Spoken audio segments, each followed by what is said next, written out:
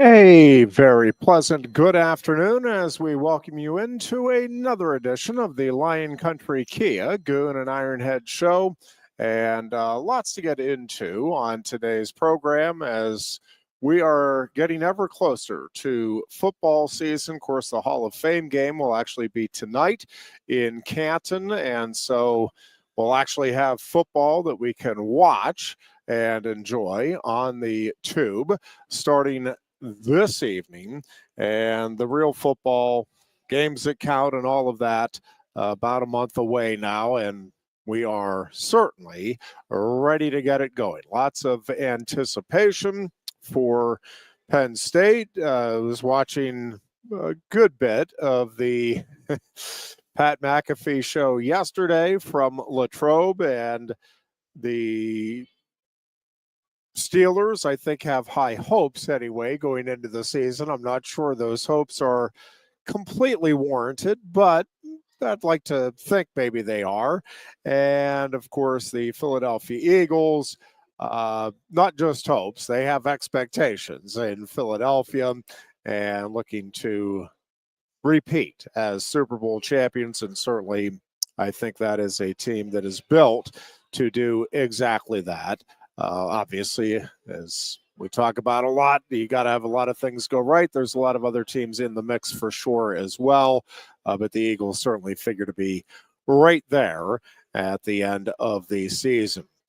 Just keeping an eye here, and we'll be monitoring throughout the program. Of course, the Major League Baseball trade deadline is at 6 o'clock this evening. And the Pirates are sellers, the Phillies are buyers, both teams making moves yesterday. We'll get into that as the program unfolds and what it means. It certainly, I think the Phillies, as you would expect, are all in here on making a run. They get the closer that they were looking for in the trade with the Twins, and the Pirates, again, I'm really curious to kind of see what all transpires here before 6 o'clock with Pittsburgh and how many players are moved and what the Pirates get in return. Again, to me, yes, prospects, but it needs to be prospects that you're thinking are going to be able to help in the very near future. This isn't we're building for 5 years down the road.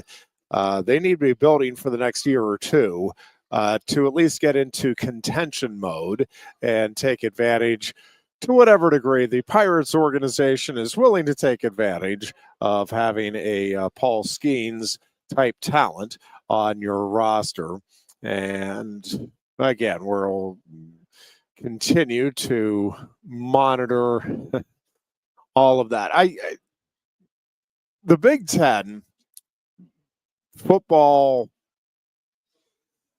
season is going to be fascinating in a bunch of different regards. And if you were listening to the show prior to ours with Joe Lednoski on the Pennsylvania Sports Network, he was talking with the gentleman from the USC media organization, and it was, I thought, really interesting listening to his perspective and the expectations. And I think USC is in a similar. We've talked a good bit about Nebraska here. I've talked a good bit about Nebraska, and they were so close in so many games last year.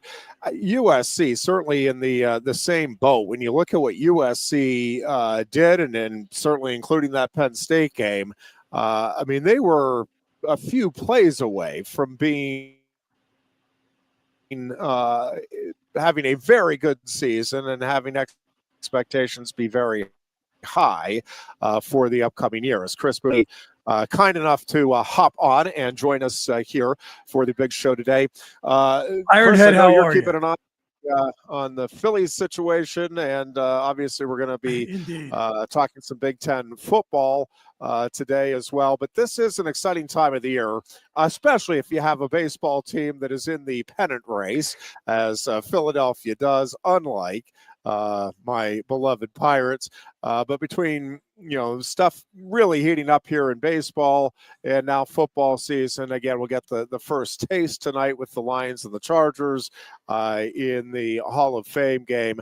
This is a fun time of the year if you are a sports fan.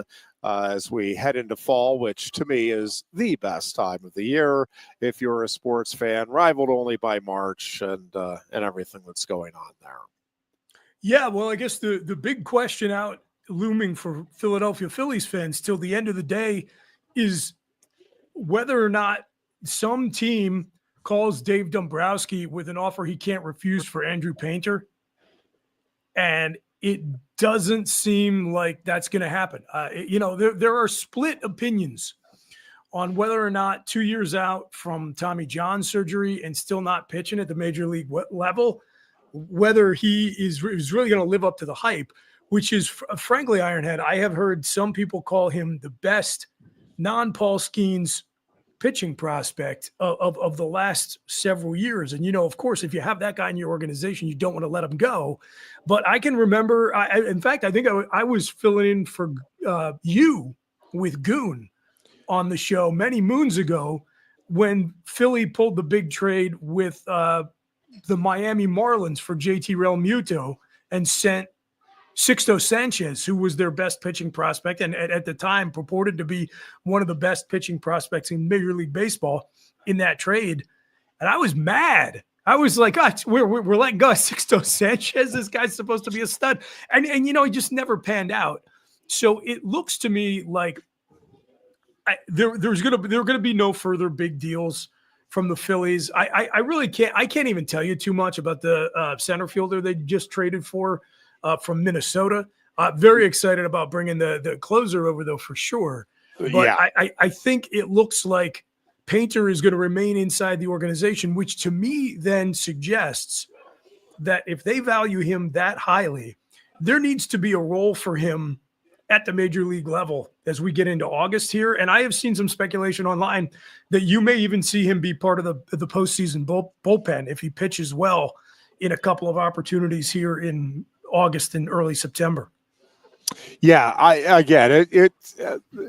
that race, the Mets and the Phillies, to me is one of the more fascinating storylines here to watch down the stretch, and certainly getting a closer. Not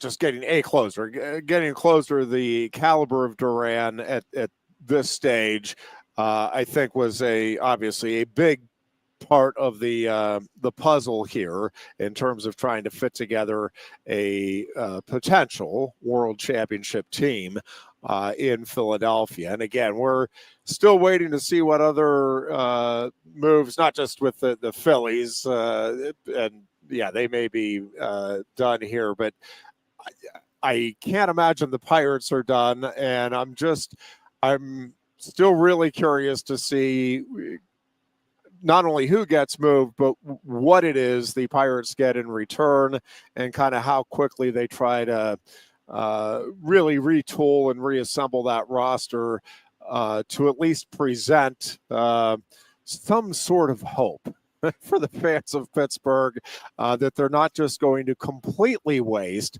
the Paul Skeens years and not at any point even have a team that is playing meaningful baseball in late August or September. Yeah, I want to ask you about that, Ironhead, but before I do, just before we move off Duran, I pulled this up. I saw it yesterday. This is courtesy of Sheil Kapadia, a Penn State alum and Lion 90.7 alum. So campus radio sending folks out into the sports media industry. Sheil's really blown up and made a great career for himself. He put this on Twitter just after the Duran trade went down. A good window into what he's done closing for the Twins this season.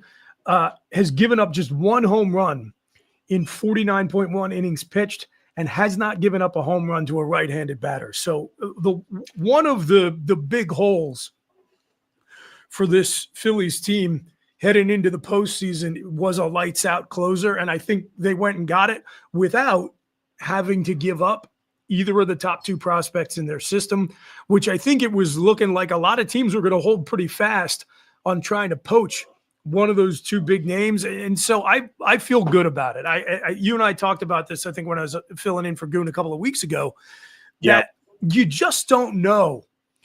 Everyone on the lineup's getting a year older. There are going to be contract situations with Real Muto as well as Kyle Schwarber to deal with in the offseason.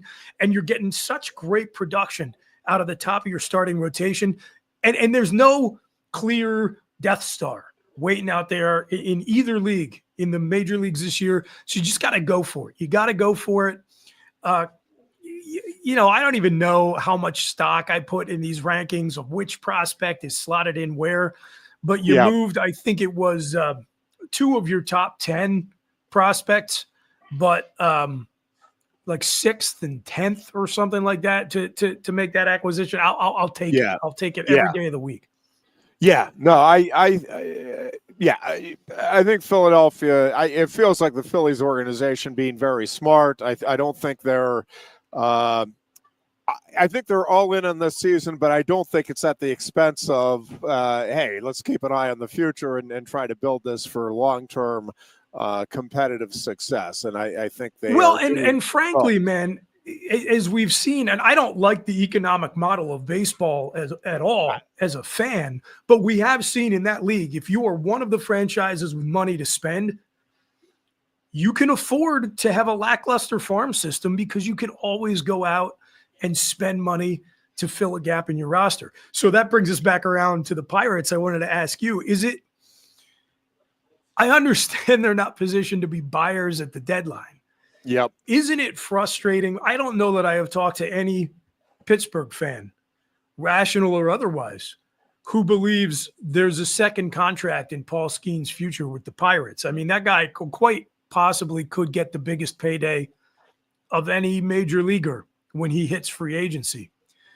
So, I mean, you don't disagree with that, right? Like it's extraordinarily unrealistic to expect he can re-sign there. Yeah, I do think there is a chance that that a major league team out there is going to offer more than the Pirates are even capable of. I think there's a chance that could happen, and that'll render the Pirates non-contenders. It is not impossible. He will make in a single season more than the Pirates' entire roster will in that same season. I would almost guarantee it. Yeah, I would just about guarantee that. So isn't it irritating to you as a fan when you see them trading for prospects whose developmental window potentially takes them past when he's even going to be on the roster? Like what are you doing if you're I understand you're not going to contend this year, and maybe you have some guys who you're not going to keep control of. You're probably not going to re-sign, so you flip them for value. But to flip them for long-term prospects, to me, just seems ludicrous. I agree, and that's why I'm ever hopeful, although very skeptical, that we're going to get word late today that, oh, hey, look at this. They're getting a couple of guys. Obviously, they're not. I understand they're not going to be getting superstars. They're not going to be getting the guys, as you said. They're not buyers. They're not going to be getting the guys that have the credentials of players that are going to carry a team on its back. But what I would like to see, what I think most Pirate fans would like to see, is okay. Yeah. We're going to give you what you need now, contending teams, what you feel you need now, and it may just be a piece. Like, Kiner Falefa obviously is not going to be the reason a team that is right now good gets over the top and all right, that was the key piece. Man, we need an IKF, or there was no way we were going to win the World Series. But I think it's a nice piece to have. And can you get a prospect that can contribute like next year, like a top line prospect who is ready and raring to go because a team feels like, yeah, you know what, if we can get another utility piece here to just give us a little more flexibility with giving some of our other infielders a day off here and there, and I mean, IKF is just an obvious, you want to that's an easy trade call. But I think in particular, like a Mitch Keller, that is a guy that could be a difference maker for one of the contending teams. Can you, in exchange for him, again, not get a couple of top line guys, but to get a couple of guys that are an upgrade over what you have in your current starting lineup, and who you can project to be contributors next season? Yes, and be, again, clear upgrades, at least in terms of expectations. Obviously, you never know from one season to the next how things are going to transpire, but like where you're giving real hope that, all right, yeah, man, this was a tough year, but look out, next year, now we have a couple of bats that are going to be better than this year. We're still solid defensively. We still have a great pitching staff. I mean, that's what you're hoping for. And going back to what I said about no clear contender, as a result of that, I feel I think easily there's 8 or 9 teams across the NL and the AL that I could name for you right now that believe themselves to be 1 or 2 pieces away from a World Series appearance. And if you're the Pirates and you've got assets to trade, that puts you in a position to get the thumb screws out and pit these teams against each other. And it just, to me, watching from afar, and I mean, look, I'll be honest with you, I'm not tracking it as closely as I am the Phillies, and I'm mostly in college football mode at this point. But it just seems to me like they are not being as smart or aggressive as they could be in extracting the most value for the assets they have to trade. Yes, to this point, I certainly agree. And again, I'm kind of just I'm trying to reserve being overly critical till I see how everything plays out here. Sure. And, the other party, and I don't think possibility in this, but I guess what I'm holding out, they're getting a couple of these together with these prospects with the idea that in the offseason, they can package some of these prospects together and go get a proven talent, a team that maybe is looking more at rebuilding mode. The other thing that to me is just really frustrating from the Pirates fan perspective is it would be one thing, like if the Pirates were in the National League West and you're like, oh, man, I mean, yeah, we want to be competitive, but come on, it's the Dodgers and look at the money they're spending and they have Ohtani. Like, again, you want to be competitive. You want to go out there and think that you can make some moves to be competitive. They are in the National League Central. They are in a division that is custom made for, hey, if you get a Paul Skeens talent, man, you're going to have a window there where you can. And I really thought going into this season, I was not expecting the Pirates to be World Series contenders, but I really did think we'd get to this stage of the season and be like, yeah, you know what, the Pirates might be able to sneak in here if they can. You can be pretty mediocre now with the way the MLB playoffs are set up. You can be a mediocre team and still be single games out of a playoff spot in August, for sure. Well, yeah, and I think when you looked at the way I was looking at this at the start of the season is, hey, maybe Ke'Bryan Hayes can get some things figured out offensively. And actually, to a relative degree, I think he has. And again, you can comparing it to what he was a year ago. But listen, obviously, I mean, he's the defensive asset, and I think that's why the Reds obviously went after him, is his defensive abilities. But going into the season, you thought you were going to get more from O'Neal Cruz. I mean, he's been pretty productive, but worse, I think substantially worse than I would have anticipated in terms of batting average. Trade talk on him quieted down. I mean, I think I said I never took in any way seriously the idea that Philly was after him, but some of the other, a couple of those AL East teams that were in there, that felt a little more realistic to me. Yeah, I think my guess is the Pirates, understandably, are like, man, we need a lot in return. And I just think when you look Sure. at the numbers, again, the wow factor is there. But in terms of, boy, is this a guy that can consistently provide a boost to the offense if you're a contending team? I don't know that I'd be overly convinced on that. And I just think the Pirates, rightfully, I mean, I think next to Skeens, Cruz is the biggest reason Pirates fans have to head out to the ballpark. You could probably argue some of the other pitchers, but I mean, Cruz is must see TV when Yeah. he connects and the Yeah. He's bats a do brand all of name that. for sure.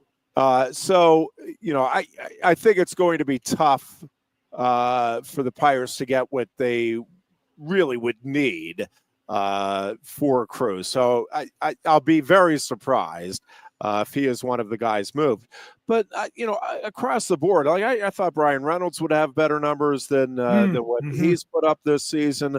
Joey Bar, you just go right down the line. Quite frankly, they're just. I don't think they have. I mean, maybe Spencer Horwitz, you would say, is putting up better numbers than would have been anticipated. But outside of maybe him, I don't know that there's anybody that's like outproducing what you thought you might be able to get, and most are pretty substantially under what you.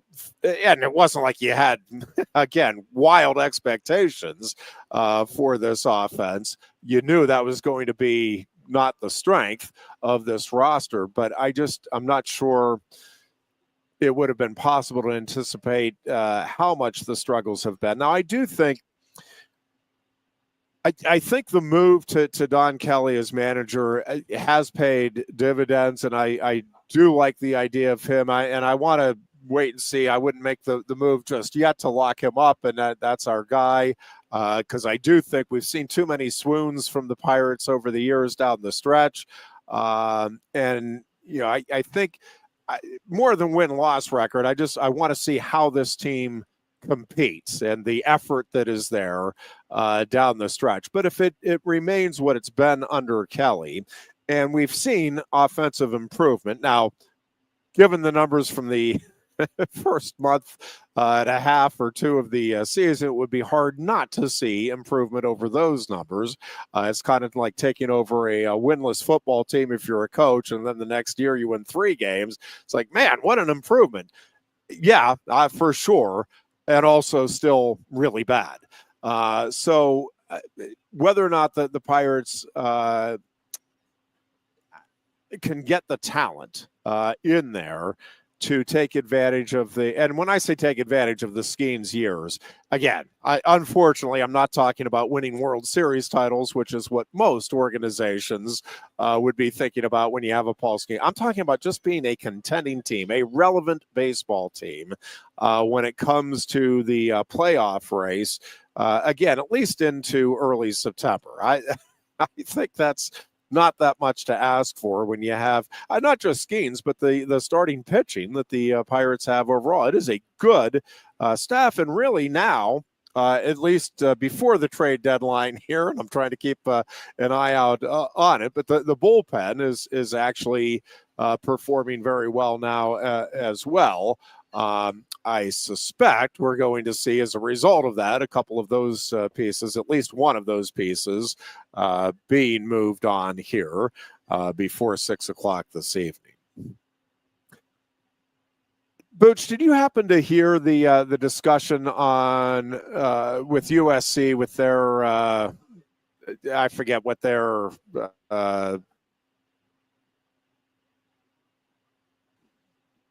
website is called, but the one of the writers or content creators for USC football. And there were a couple of Joe, things, and he was on Joe. Yep, yeah, yeah. Joe Lignosky. I caught the tail end of it. So there were a couple of things that just that really stood out to me, and and I really had to go back then and take a second look, because although I think we talked about some of the storylines to watch here in the Big Ten, and I think there are a ton of them. I mean, I do think there's just a lot of intrigue around a lot of coaches, a lot of programs, potential matchups, all of that in the league. And I've said, this feels like a critical year for Lincoln Riley and USC, given the relative disappointment of a year ago. And it does feel like they have a chance to kind of maybe burst onto the scene a little bit because they are not getting a lot of preseason attention. Obviously, the three teams that are getting all of the preseason hype in terms of being contenders are Penn State, Ohio State, and Oregon. And then I'm forgetting, I think USC was like 7 or 8, right? I know Illinois was 4, Michigan was 5. And I'm forgetting, I think Iowa and Nebraska may have been even. Nebraska and USC, I think, were comparable. Yeah, it's interesting. Different places have different assessments of USC. There are some who are kind of on the boat that they're primed for something of a bounce back. Now, probably not the kind of bounce back year that they have by USC's historic standards, but based on the last few seasons, they ought to outperform certainly where they were at last year. But it's been all over the place. I've seen as far as the clear top 3 pecking order. Everybody has the same 3 teams. Yeah. After that, it starts to vary pretty widely. So and forget me, I don't remember the name of who they were talking to, but he was saying that he thinks 10 wins is not out of the question for USC, and with their schedule, that would be a great year. That would be a great season for them. It would be, and it would surpass expectations. And I do think it's possible. I think it is unlikely, as we sit here today, the 2 games that I think even most ardent USC fans would acknowledge, unlikely USC wins it. But the one is the rivalry game with Notre Dame, and I want to touch on that in a moment too, because I thought there was some really interesting comments on that series and it potentially ending by the fellow, and I really should have marked down his name. I apologize. I hate calling him just the USC guy, but I was driving and I'm also thinking about some other things, and so his name escapes me. But USC is at Notre Dame on October 18th, and then USC is at Oregon on November 22nd. Now, the Oregon game, a lot could obviously change between now and then. Maybe USC is putting together a great season. Oregon maybe isn't living up to expectations, injuries, and all of that. Hard to really project a November game at this stage. But at this stage, those feel like pretty strong underdog roles for USC going on the road to South Bend and to Eugene. But I will say, when you look at the rest of the schedule, I think they are all winnable games. I think when you compile them all, the likelihood of winning all of them, because I have 3 that to me are pretty close to toss-ups. I would have USC as an underdog, slight underdog in 2 of them, and probably even 4 games there where maybe 2 would be kind of a toss-up in my mind now, and 2 USC is a slight underdog. But if you look at it, Missouri State, Georgia Southern to open the season with home games, and then they're at Purdue. Road games are always a concern. It's not a night game in West Lafayette. I think it's the 3:30 game. 3:30 game for USC at Purdue. So then they have Michigan State at home, certainly winnable. USC, I think, will be favored. Again, I don't think it'd be shocking to see Michigan State win that one, but I think USC favored. I'll tell you what, if Michigan State were to win that game in the Coliseum, Ironhead, you would start having some serious conversations about Lincoln Riley's job security. Because Jonathan Smith, the second-year coach at Michigan State, I like him long-term. I think he is going to be able to build that program back at least up to respectability. I do too. but they are not where the expectations and talent level are, and what Lincoln Riley's getting paid, quite frankly, to have come over there from Oklahoma. That is not a game they should be losing. So yeah, you got to chalk that one up as a W. But yeah, then we get into it. Yeah. This 4-game stretch coming up after that Michigan State game in late September is fascinating. It's fascinating. It is. And so if you go back to last season, I touched on a little bit, and not that I'm wanting to make our programming today the Fox all about USC, but they are one of the really historically great programs. Lincoln Riley, one of the big name coaches, and they just have not captured the magic that certainly USC fans were envisioning when Lincoln Riley came on board. But if you go back to last season, right, that they had the win over LSU, and all of a sudden expectations changed, and it's like, oh, here we go, USC is back. And then this is the thing, close loss to Michigan. They beat Wisconsin. They lose to Minnesota in a game that they did have the lead in the fourth quarter. They lose to Penn State in that overtime game, and a game that USC certainly feels like, man, we had it. We should have taken care of that one. They lose by a point at Maryland, a game that, again, maybe still feeling the effects of the emotional letdown from the loss to Penn State. I mean, that was brutal to have to lose a Minnesota game the way they did, which, by the way, did Penn State and James Franklin absolutely no favors, because that was about to be a ranked on ranked matchup. I go back to this all the time. USC, in one of the two polls, they were ranked a little bit differently in the AP and the coaches poll. So I think they were 13-1, but they were 11 in the other poll. And 2 top 10 teams lost that week prior to Penn State USC, which was when the Trojans lost at Minnesota. So that game came down to a goal line stand where Minnesota scored on a QB sneak push type of play on 4th down. USC keeps them out of the end zone there and finds a way to run out the clock on whatever was left of that game. That's a top 10 matchup between Penn State and USC. Instead, because it was early in the season and Minnesota is not a brand name team. Now, they turned out to be a pretty good squad last year. I think they won like 8 games, right? They were a tough out for everyone, including Penn State.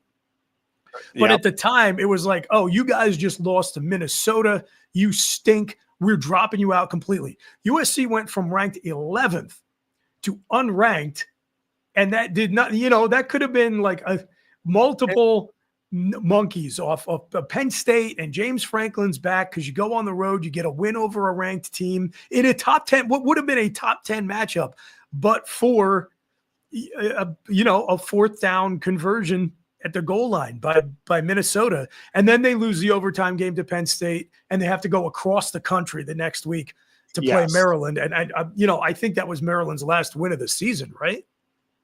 I think, yes, it was. And the thing about that, Booch, too, is I'm not comparing. I don't think USC's team last year was as talent-laden, certainly, as the 99 Penn State team. But it is funny how a loss, an unexpected loss, can just – and again, they to Minnesota, no less. Yes, and they responded, for sure against Penn State. I mean, it wasn't like they just they rolled over. But then I think the cumulative effect of just those 2 losses, I do think that played into the Maryland loss to go with. Yes, that is a long trip for anybody, but for college kids. And then all of a sudden, again, in 3 games, you go from thinking, hey, we might be pretty darn good in the mix of this thing to, this is, even if we win out, this is not going to be anywhere near the season we were envisioning. And they end up losing to Washington and then to Notre Dame at the end of the year. They do get the win over Texas A&M then in the Las Vegas Bowl. So they're in virtually every game last year. And when you, again, look at the schedule, this is the thing. And who knows for sure. But if they win that game over Minnesota last year, if they get the goal line stand and they prevail, does that change? Does it change the outcome of the Penn State game? Does it change the mindset, regardless of how the Penn State game goes, going into the Maryland? And you figure they're in a better headspace to not blow a double-digit fourth quarter lead to Maryland. And then here's a really interesting what if for you, Ironhead. Don't forget, USC was kind of going punch for punch with Notre Dame for a while in that game. And what completely blew it open was they threw 2 pick sixes. But by that point in the season, they had already said, hey, look, my Ava, their young quarterback, this guy's going to be the future. Let's let him get in there and take his lumps. I don't think they make the quarterback change. So maybe those plays don't happen. So, yeah, I really think you're right to point out that the memory of USC last year was that they stunk. And probably the reality is they just massively underachieved. So what that may indicate is if a few bounces were to go the opposite direction this season, they could be a 10-win team or even a 9-win. Even 9 wins would be a good season for them this year. Because let me throw 7 games out at you, including that 4-game stretch I just talked about. So we assume they open the season 4-0. Then that same weekend that Penn State hosts Oregon for the whiteout, USC travels to Champaign to take on Illinois. That's going to be a big weekend for sorting out the pecking order in the conference. And then they got to turn around after going to face a tough, gritty, Brett Bielema-coached Illinois team that believes they can chase a playoff spot this year. They got to host Michigan, then travel to Notre Dame, then go to Nebraska on November 1st. Then they play Northwestern at home. And again, you ought to be able to win that one. And then they finish out the season hosting Iowa, traveling to Oregon, and then hosting UCLA. And I think about the number of quality opponents I just talked about and the number of kind of, we know Oregon's going to be really good. Yeah. No question in my mind. Notre Dame is going to be really good. Those are 2 top 6 teams. But, man, when I think about what's UCLA going to look like till we get to the end of the year, and Nico Iamaleava's had that whole time to adjust, and we saw what they did, UCLA I'm talking about, over the season. Yep. They really seem to stabilize and figure it out. You got them towards the end of the year. What's Nebraska going to look like by the time we get to November? I think if you can go 4-3 in those games, that's a 9-win season. That's really good. If you can win 5 or more of them, you're talking about a team that's potentially in the mix to go to the Big Ten championship game, depending on what happens elsewhere around the conference. Yeah, I think that USC at Nebraska game has the potential. Now, again, you got to see what happens with USC Illinois, USC Michigan. We've talked about Nebraska, Booch, and again, there's nothing given. But much like USC, I think they do have a big-time coach. I think they have a big-time quarterback. I think both programs have quarterbacks that are capable of being outstanding. And like USC, Nebraska lost a lot of close games last year. I mean, the overall result is what it is. Your record is what it says you are. But, man, it wasn't like they weren't in games. And having gone through that experience now, I think very similar. USC and Nebraska can look at it and it's like, man, if we just make another play here, a couple of plays there, another play here, all of a sudden, you're a contending team. And, we talked about it before, but I just quickly, and then we will go to a break that we're overdue for. But, Nebraska opens up at Cincinnati, which, by the way, I think the Nebraska fans are probably chalking that up as a win. I don't think that's an automatic W. It's a night game. that's a pretty good hike. And opening games against anybody other than, the Nevadas of the world, those opening games, if they're against anybody other than really lesser programs, I just think there's always a little bit of concern there. But you would think Nebraska wins that one. Then they're home with Akron, home with HCU. They're home with Michigan, which obviously will be a big game if they can get that win, and capital I, capital F. But then now you have some confidence. You have, at least in the fans' mind, a quality win. Again, I think Michigan is also one of the more fascinating schools to watch in this upcoming season. But when you contrast where Nebraska's got them in their schedule versus USC, any of these teams that are breaking in new quarterbacks, you'd rather get them early on than later in the year. No doubt, especially if you have an established quarterback, which Nebraska does. And then they're home with Michigan State, at Maryland, at Minnesota, home with Northwestern, home with USC. And again, that has the potential to be a huge game for both of those teams if both of those teams can take care of business until then. Then at UCLA, at Penn State, and then home with Iowa to end the season. So much like USC, certainly not a given for either team. And I don't think anybody is out there saying, yeah, it's likely that Nebraska or USC gets to 10 wins. But is there a path there? And is it, just crazy? Man, I'm pie in the sky. Can't really see how that would happen. No, it's like, well, no, if you go game by game, seems unlikely as we sit here now that Nebraska would win at Penn State.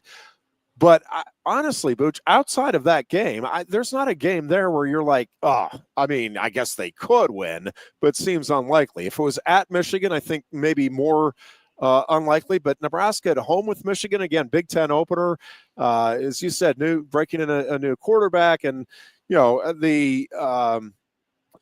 I think the pressure is on a bit in Michigan and how well they can fill some of the holes on the defensive side where they have just been extremely stout the last couple of seasons. And again, Michigan's not going to fall off the face of the earth here, but hard to believe they're going to be quite as good again on that side of the ball. Again, outside of that Penn State game, there's not a game there as we sit here right now where you're like, I just think Nebraska's probably outmatched, outclassed in that one. I don't think any individual game as we sit here now. Now, I'm not expecting Nebraska to go 11-1. I think it is likely that between the game at Minnesota, between the home game with Michigan, the home game with USC, even the home game at the end of the year with Iowa, that's a rivalry game. Yeah, likely that they have at least another loss or two in there. But again, I think both of those teams and their rabid fan bases, because of NIL and because of the coaches they have, they feel like, you know what, we could be a playoff team if things play out the way we're hoping this season. And it doesn't seem like just outright crazy talk. Like you're not talking, well, yeah, you could, but you're going to have to pull off a massive upset. Again, they'd both have to pull off some mild upsets, but I don't think anything where it looks like a Herculean task. Again, at least as we sit here getting ready to begin August. Yeah, Ironhead, you and I are both, in many ways, certainly, but in this way in particular, burdened by our old age. Because if you are old enough to remember the 80s and the 90s, I think it's just constitutionally impossible to look at Nebraska and not realistically expect them to field a really good football team. Because I invariably in August, I'll fill in for Goon a few times on this show. And this is Groundhog Day, man. How many times have you and I both sat on these airwaves and talked about, well, this I for sure, Nebraska's finally got to be able to put it together this year, and they make fools out of us every single year. And yet I sit here listening to you talking right now, and I guess the definition of insanity, doing the same thing and expecting a different result. I'm buying. I'm buying in once again. I'm just like a complete dope. We're going to take a break here. When we come back, so you talk about the 80s and the 90s. I want to talk. One of the other interesting discussions they had, I thought, on the show preceding ours with the Pennsylvania Sports Network with USC was the importance of the USC Notre Dame rivalry. And I want to hit on that when we come back, because I think it's an interesting discussion point, and it is one of the things that I think historically has separated college football from the NFL. But as the lines blur between college football and the NFL, I think those rivalries are worth discussing and their place in the game. We'll do that when we come back. You are listening to the Lion Country Kia Goon and Ironhead show. Goonless today, Chris Buchanani kind enough to fill in, and we're coming right back. No one likes making trips to the gas station. Well, Lion Country Kia can help.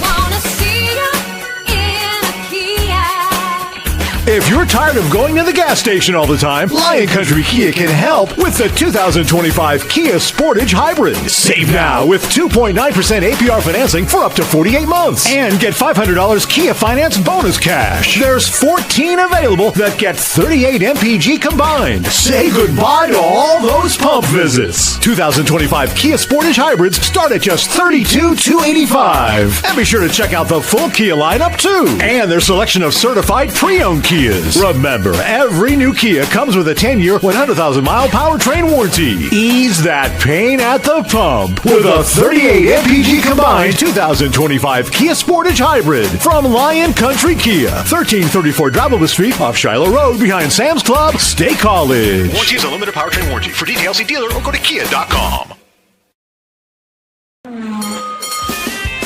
If you love wings, if you love rings, and all kinds of other tempting things, great times, great food, get to Quick Steak and Lube. Get our Best Wings USA, signature sauces, mouth-watering appetizers, or any of our delicious award-winning lube favorites. Great times, great food, get to Quick Steak and Lube. I'm the Modelo Recruiter, and I'm looking for fans with good hands and great speed. The ones who stay focused and never miss a play. They go the distance on game day, even when their team is away. I'm always watching, always looking to reward more full-time fans. Because football isn't really football without you.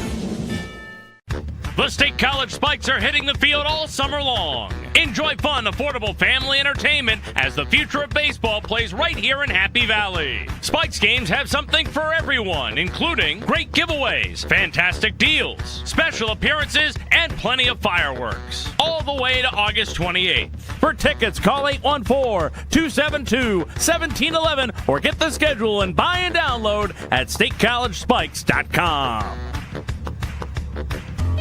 A lot has changed about State College.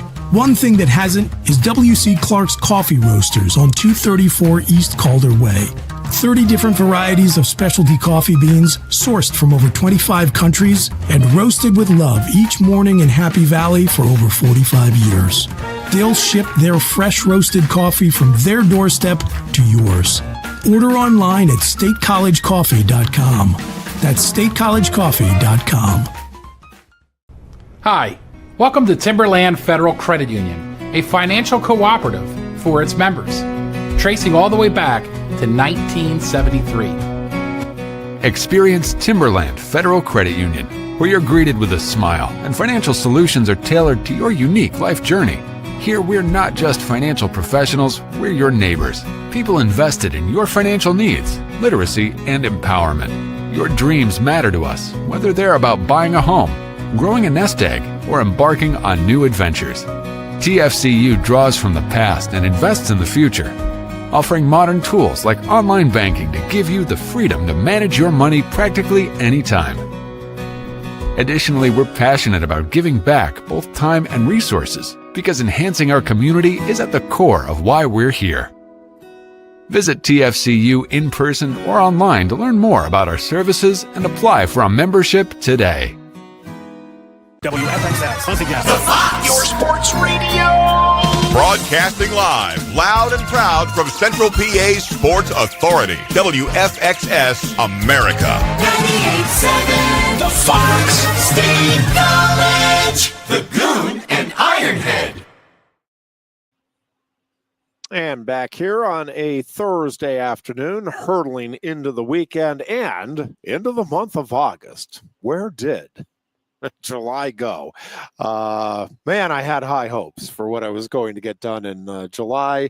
We'll just transfer those over to August. But with August comes, football season and football talk and all good stuff. Certainly expectations, again, sky high. For the Nittany Lions. Again, a lot of interesting storylines in the Big Ten and college football in general. And I do think this has the potential, certainly for Penn State, but I just think for college football to really have a special year with a lot of really cool things that fans will be able to talk about and take in. One of the things over the years, Booch, that I do think makes college football, for me, better than the NFL and really better than any other sport out there, is the rivalries. There's just something about the pageantry of college football in general and the passion of the student section and having the bands and all of that. There's just a different energy, a different electricity around college football than there is really in any other sporting event.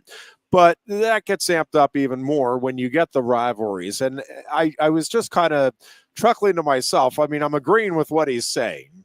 But again, this guest they had on from USC, he's talking about the USC Notre Dame rivalry. There's talk about whether or not that series is going to continue down the road. And the discussion has centered around, and more so with Lincoln Riley, it's like, does it make a lot of sense when we're in the midst of trying to, get this thing to a playoff stature to in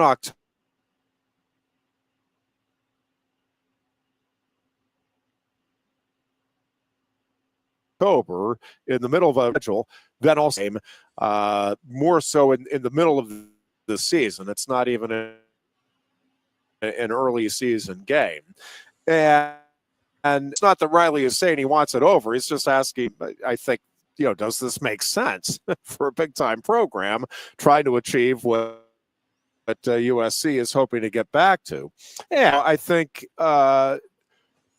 when you look at most of the Power 5 programs, they are trying to schedule mostly wins, games that they think they can chalk up anyway as W's. The preseason, I'll call it, non-conference schedule. Well, that's why Indiana so I'm listening to this. UVA to schedule DeVry Technical Institute. Yes. And frankly, why? I mean, look, we all talk about, all ADs across the country lie and pretend like it takes a decade to schedule a non-conference game. I always talk about that time during COVID where BYU and Coastal Carolina scheduled the game in like a week. And I was like, aha, I knew it didn't take 10 years to throw one of these together. It's not easy. It is absolutely easier said than done to have a marquee team come off your schedule like happened with Penn State and Virginia Tech this year and quickly fill it up because everybody is scheduled out so far and you're looking for somebody that, you want to have some pop and most of those teams, their schedules are filled up. They can't figure it out. And if you're going to play a team that has a higher, higher profile, they're going to want a home and home. They're not just going to want a one-off. All of that acknowledged and said, I don't think we even tried. I think we were like, hey, we could get FIU up here, cut them a check and get an easy W. That's what we're going to do. Yeah, that's the sport right now, especially in the Big Ten, where internally the belief is, and I think they're mostly right, that they maybe handicap themselves a little bit by going to 9 conference games. And so their belief is like, hey, we're already playing 9. we don't need to up our degree of difficulty. Like the committee has made it clear that we don't need to be going out and scheduling Ohio State, Texas. If you want to do that, fine, but you don't have to do that in order to be considered for a playoff spot at, let's just say, 10-2 at the end of the year. Yeah, and so I do think the fans end up on the short end of this, right? Like, I mean, Sure. Penn State fans are super excited. Nobody is super excited about those first 3 games. I mean, you might be excited about the tailgate experience, and hey, it'll be fun to go watch our team win. But nobody is like, man, I can hardly wait to see what Penn State and Villanova can bring. And man, there's a memory in the making there. It'll be one of the many forgettable non-conference games that all of these Power 5 schools and certainly the big time programs schedule. Now, credit to Texas and Ohio State and plenty of other teams have scheduled those types of games, and I think they do deserve credit. So a couple of things. The discussion was Notre Dame, USC. It's part of the fabric of college football. I do not disagree. I would like to see the rivalry continue. I think it is really fun for the fans of both of those teams. And just, again, as somebody that has no passion either way with the USC, don't especially like them, despise Notre Dame. I want to see that game. I'll tune in and watch that game if Penn State's not playing at the time. But over the years, Penn State Pitt was certainly part of the fabric of college football when I was growing up. Oklahoma, Nebraska was not just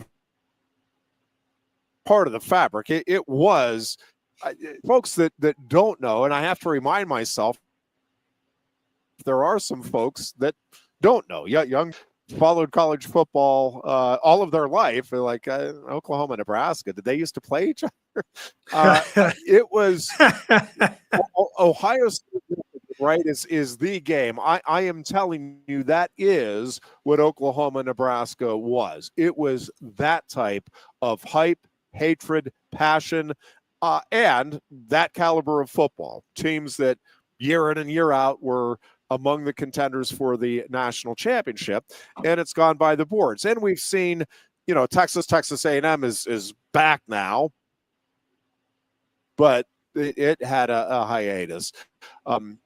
Florida State, Miami, a more recent in the overall scheme of things. It's back now, at least I think for a while. If I'm not sure how permanent or not permanent that is, but it had a hiatus. So while I agree it is part of the fabric, and I'd like to see it stay, it's certainly not. College football doesn't depend on Notre Dame and USC playing each other, and it doesn't depend on I guess any specific rivalry to keep it alive. That being said, I do wish, and one of the things I hope, if we do go, and I think at some point in the road to, whether it's a commissioner or just a league office or whatever it is, there's going to be a centralized ruling authority that's not the NCAA that will largely dictate what and listen, the Big Ten and the SEC, these may be hand-picked individuals that run this, but what I would like to see is a centralized scheduling and at least some nod, if not every year having Notre Dame and USC play, or not every year Penn State and Pitt play, or not every year, at least maybe over a 10-year period, we get 4 games scheduled with what I'll call the traditional rivalry games, so the college football fans can enjoy them and get a more competitive balance. You're never going to be able to create anything. I mean, the NFL tries, and it's not perfect. Like not every team's schedule at the end of the year do you look back and say, oh yeah, everybody was equal. Again, you don't know how some teams are going to perform. Some teams overperform or underperform in a given year, and certainly that's going to be the case in college football, but at least not having one team have a non-conference schedule like Penn State's this year. And I'm not picking on Penn State. There were some things that, as we alluded to, occurred with this year's schedule. But how do you fairly assess and compare Penn State's 3-game non-conference schedule with Ohio State's and the matchup with Texas? There's none of those 3 games. And if Ohio State doesn't look good against Texas, again, you can't pretend that you didn't see that game. And you've seen Ohio State now against a top team, or vice versa. If Texas doesn't look good in that game. But if you penalize them to a great degree in that game, well, then you're going to get everybody scheduling the Nevadas, the Florida Internationals, and the Villanovas because they don't get penalized for winning those everyone games will big. look at it and say, why in the world would I put those games on my schedule? And I just laugh when, I say that. Because Kevin Horn and I don't want to say we have a disagreement about it on obligatory, because I agree with him and I'm agreeing with you that this kind of non-conference scheduling that we're seeing at Penn State, or with the recent news with Indiana canceling the UVA series, or just rampant across college football, it's terrible. I think it's ridiculous. I think it is ridiculous for any serious power conference school to be playing an FCS program under any circumstances. And so I'm dogging my own alma mater here. I think it is crazy and absurd that Penn State's playing Villanova. Where I think I just diverge from a lot of the other people who are making that argument is that I just look at the landscape of the sport and I say, okay, fine. But what I want more than anything is I want my athletic department to be smart. And I want them to play by the rules of engagement that match the battlefield we happen to be competing on. And I just, again, if I'm looking at it totally rationally, not worrying about what's best for the sport or what's best for the fan experience, each one of these programs acting in its own best interests, I can't see a whole lot of rationale for going out of your way to schedule challenging non-conference games. Quite the opposite, actually. Yeah, for sure. We'll take a break here because I want to pick up on that because,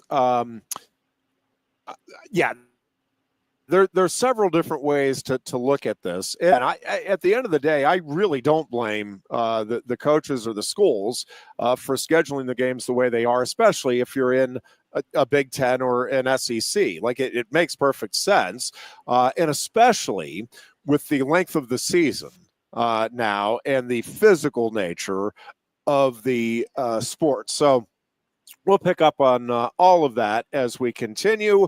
It is our Thursday edition of the Lion Country Kia Goon and Ironhead Show. A huge thank you again to Quaker Steak and Lube, our hosts on Tuesdays and Thursdays. Great menu down here. Just a wide selection of great foods. Of course, they have all of the TVs. You can check out all of the baseball, all of the football action, all of the enjoy that great food, and to have some tasty beverages and the best service you're going to find in our area. So a huge thank you again to Quaker Steak and Lube. And no one likes making trips to the gas station. Well, Lion Country Kia can help. If you're tired of going to the gas station all the time, Lion Country Kia can help with the 2025 Kia Sportage Hybrid. Save now with 2.9% APR financing for up to 48 months and get $500 Kia Finance bonus cash. There's 14 available that get 38 MPG combined. Say goodbye to all those pump visits. 2025 Kia Sportage Hybrids start at just $32,285. And be sure to check out the full Kia lineup too, and their selection of certified pre-owned Kias. Remember, every new Kia comes with a 10-year, 100,000-mile powertrain warranty. Ease that pain at the pump with a 38 MPG combined 2025 Kia Sportage Hybrid from Lion Country Kia, 1334 Drivable Street off Shiloh Road behind Sam's Club, State College. Warranty is a limited powertrain warranty. For details, see dealer or go to kia.com. If you love wings, if you love rings, and all kinds of other tempting things. Great times, great food, get to Quaker Steak and Lube. Get our Best Wings USA signature sauces, mouth-watering appetizers, or any of our delicious award-winning lube favorites. Great times, great food, get to Quaker Steak and Lube. I'm the Modelo Recruiter, and I'm looking for fans with good hands and great speed. The ones who stay focused and never miss a play. They go the distance on game day, even when their team is away. I'm always watching, always looking to reward more full-time fans. Because football isn't really football without you. The State College Spikes are hitting the field all summer long. Enjoy fun, affordable family entertainment as the future of baseball plays right here in Happy Valley. Spikes games have something for everyone, including great giveaways, fantastic deals, special appearances, and plenty of fireworks. All the way to August 28th. For tickets, call 814-272-1711 or get the schedule and buy and download at statecollegespikes.com. A lot has changed about State College. One thing that hasn't is W.C. Clark's Coffee Roasters on 234 East Calder Way. 30 different varieties of specialty coffee beans sourced from over 25 countries and roasted with love each morning in Happy Valley for over 45 years. They'll ship their fresh roasted coffee from their doorstep to yours. Order online at statecollegecoffee.com. That's statecollegecoffee.com. Hi, welcome to Timberland Federal Credit Union, a financial cooperative for its members, tracing all the way back to 1973. Experience Timberland Federal Credit Union, where you're greeted with a smile and financial solutions are tailored to your unique life journey. Here, we're not just financial professionals, we're your neighbors, people invested in your financial needs, literacy, and empowerment. Your dreams matter to us, whether they're about buying a home, growing a nest egg, or embarking on new adventures. TFCU draws from the past and invests in the future, offering modern tools like online banking to give you the freedom to manage your money practically anytime. Additionally, we're passionate about giving back both time and resources because enhancing our community is at the core of why we're here. Visit TFCU in person or online to learn more about our services and apply for a membership today. WFXS, once again, The Fox, your sports radio. Broadcasting live, loud and proud from Central PA's Sports Authority, WFXS America. 98.7, The Fox, State College, the Goon and Ironhead. And back here on this Thursday afternoon, boy, a perfect few days coming up here in the Valley of Happiness weather-wise. It's not been very typical this summer. We've either been crazy hot and humid, or it's been stormy and rainy. Not had a lot of days like we are projected to have here for the next week or so. So planning to take full advantage of that and looking forward to it, as we are certainly looking forward to college football season as well. Again, Chris Buchanani joining us this afternoon, filling in for the Goon, who hopefully will be back and feeling better on Tuesday of next week. But one of the things with college football, and again, we talk about the scheduling, and listen, I'm with you, Booch. It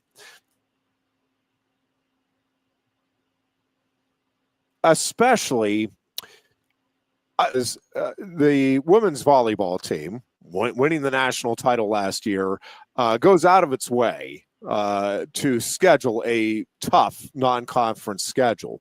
The thing is, in women's volleyball, yes, in women's volleyball, in any sport really, outside, I mean, there are a handful that I can think of. Football, and I don't know sometimes, like if you haven't played football, even at the high school level, but certainly as you go up each level, those games take a toll on you physically. Like I obviously, if you're running a track meet, I mean, it takes something out of you. You're sweating, you're throwing, but you can recoup, and basically by the next day you're feeling pretty much like yourself. Maybe if you strain something, it takes a couple of days. Like the pounding that these guys take, and relative, but like Jerome Bettis would talk about it. It was 3 day. It was Wednesday. If they played on a Sunday, it was Wednesday until he could get out of bed within a half hour of waking up, like physically get himself up out of bed. He told the story. And again, I played football. It was a physical sport. High school, college, little different. NFL, I mean, Bettis told the story, like Monday and Tuesday mornings, it would be an hour and he would like crawl out of bed. Like his body couldn't, physically, his joints could not move so that he could sit and then stand. It was like he would crawl to the restroom. Like that is the type of physical toll. Now, it's not going to be the same for everybody. Obviously, running backs are getting a special type of punishment there. But it is different when you're playing a physical sport. So you combine that with now what is a longer season for those that are contending for championships than we've ever had in college football by a good bit, both in terms of actual length of the season, adding more weeks to from when you start to when you finish, but also substantially increasing the number of games. There didn't used to be a Big Ten championship game. There obviously didn't used to be 3 rounds of playoff games. All of that combined, Booch, makes it very understandable to me that you treat those non-conference games like a preseason schedule in the NFL, in that, yep, let's get a little bit of work. We want to see where our guys are, try to keep them sharp, but let's get them out of there if we can fairly early, keep them healthy, keep them fresh, keep those legs for the, it's also why the redshirt rules have changed and we allow players to retain a redshirt year and still play in 4 games at any point during the season. And all of these things help, especially in a sport like football where it just is. It is a physical, brutally physical sport, and injuries are just inevitable. Again, when you look at some of the other sports, to schedule those bigger games, people want to see them.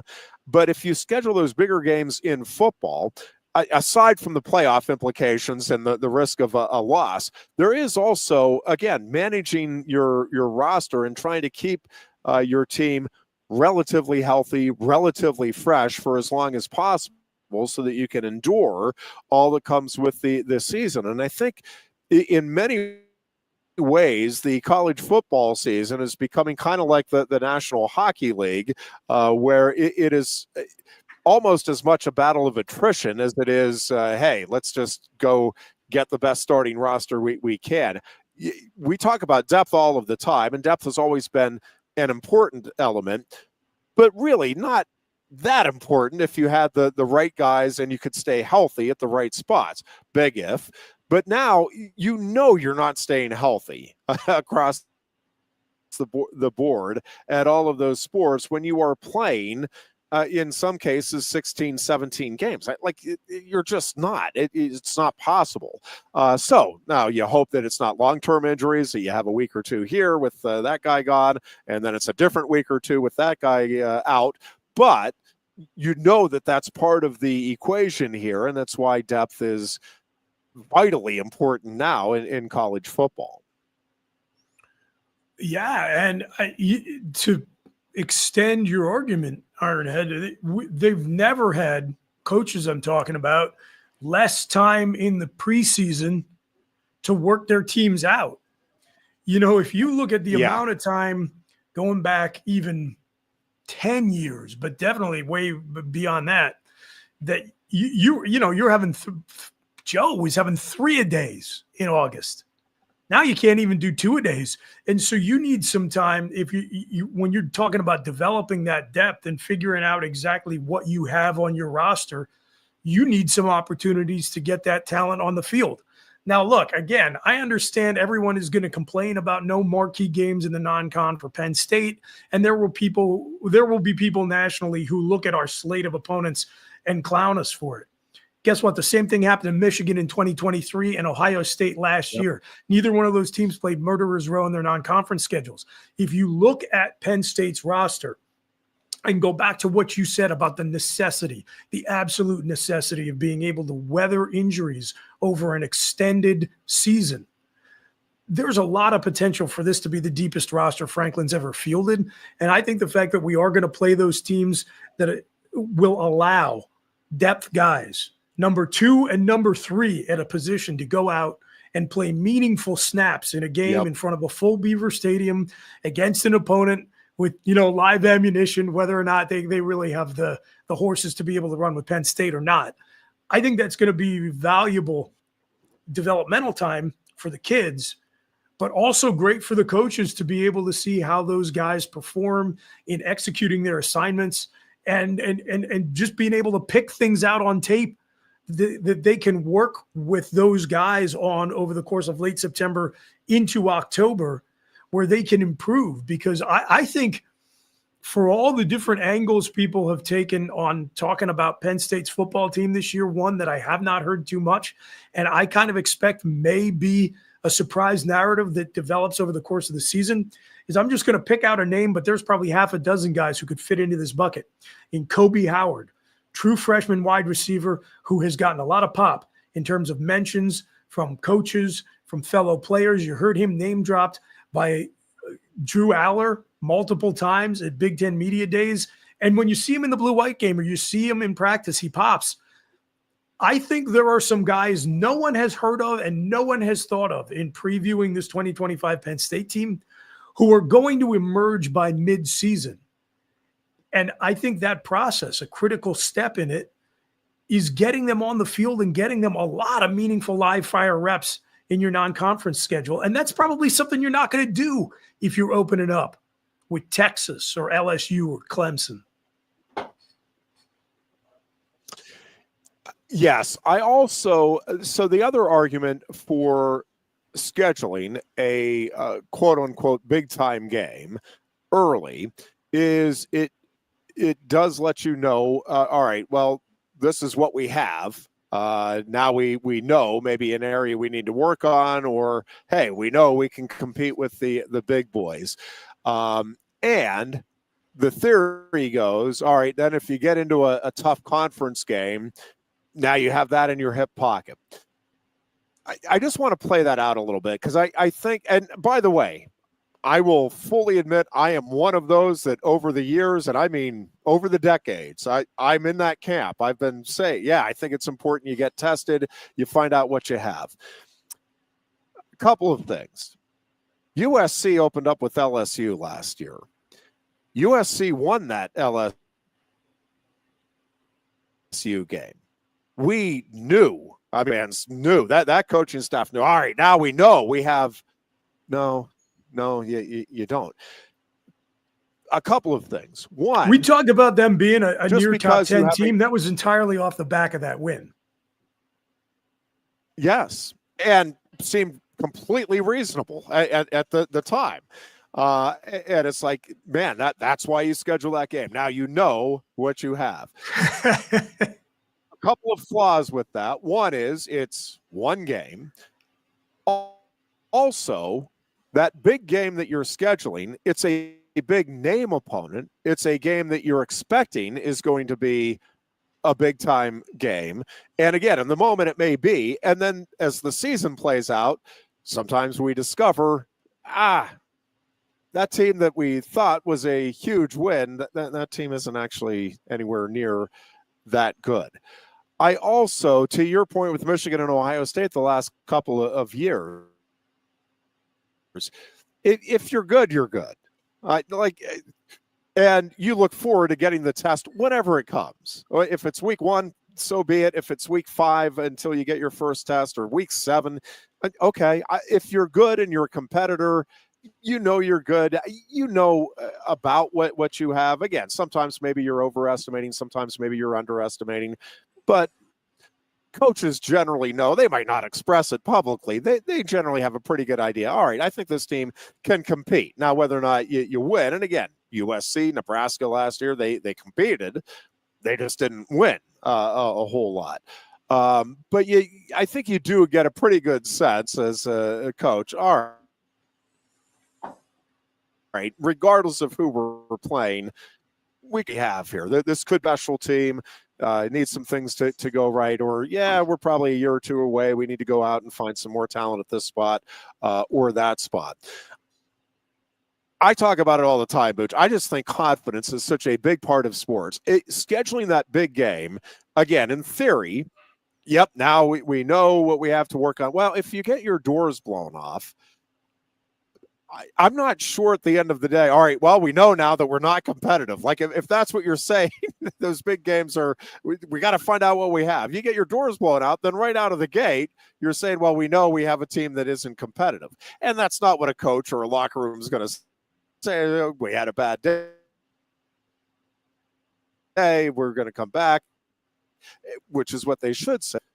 Confidence, and I think it's part of why when USC lost to Minnesota, then lost in overtime to Penn State, that confidence in those clutch moments, I think, waned. I think same thing with Nebraska, and you see it. There's a bunch of teams. That 99 Penn State team had a bunch of swagger, and then all of a sudden, swagger was gone. It can happen quickly.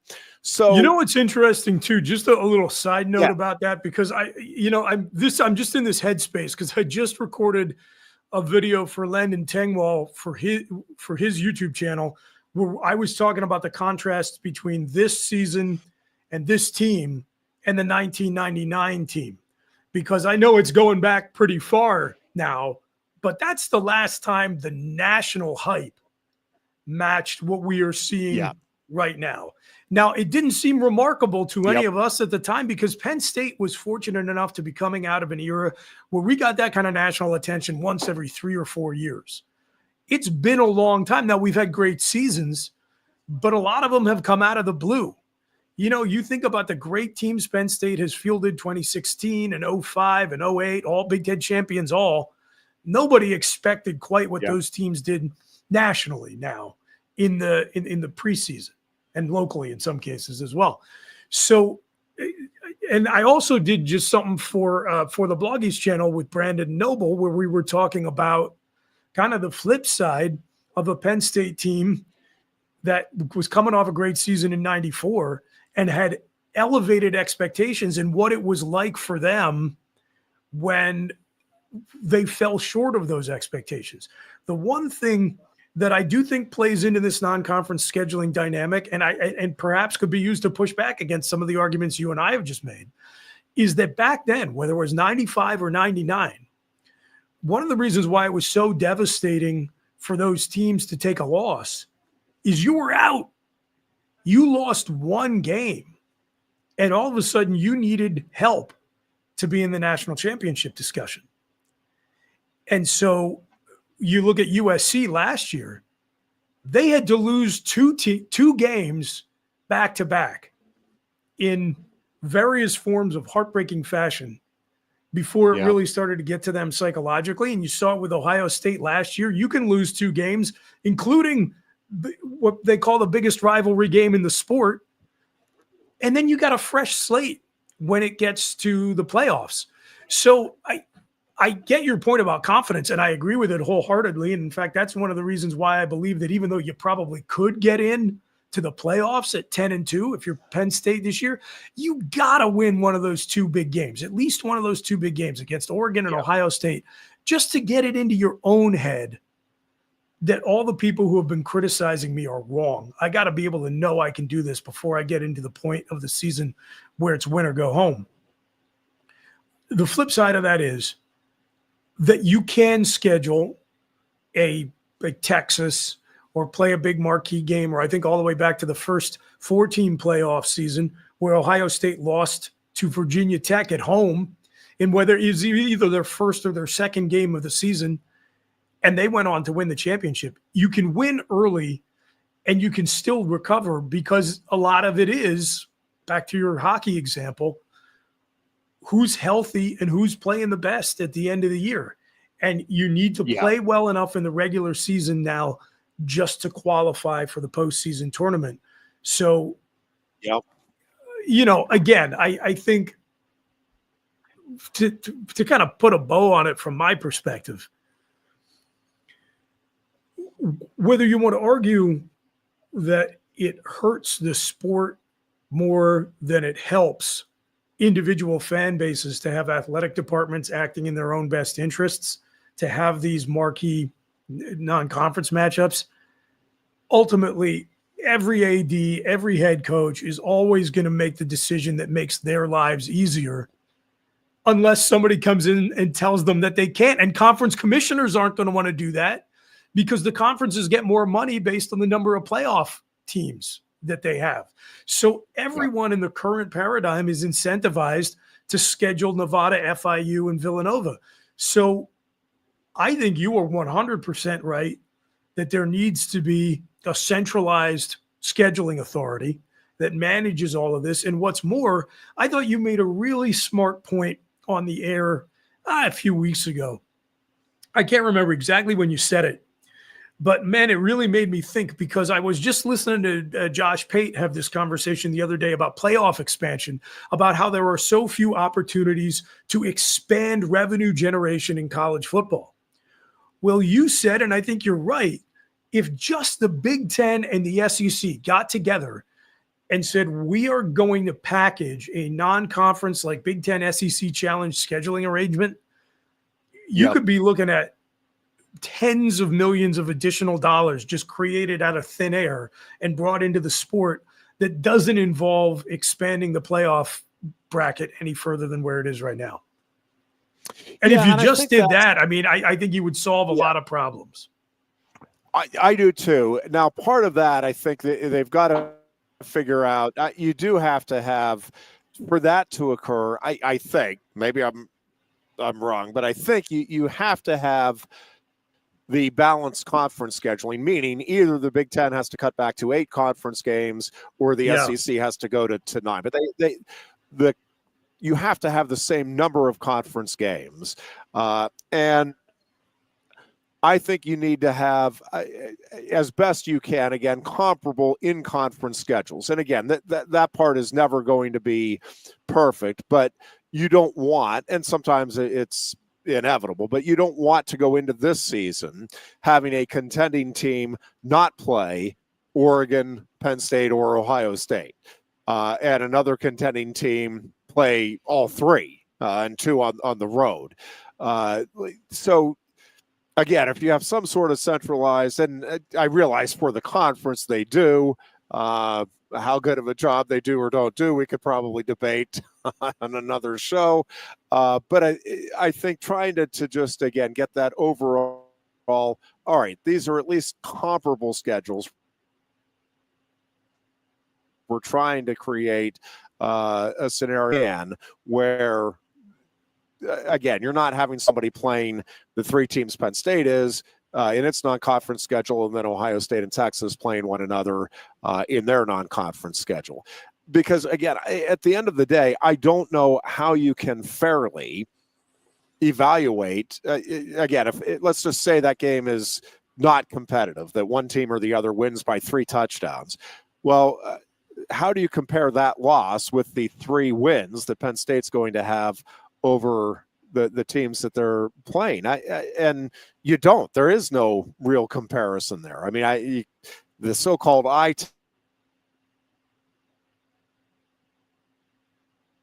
test, well, yeah, they're going to lose 3 touchdowns to a national title contender, but are they really? And I think that's the difficulty with the current setup is there's no way to adequately make that comparison in terms of, all right, well, how are these teams actually performing? I don't know. Like they had a team that they knew wasn't going to test them, and they didn't get tested.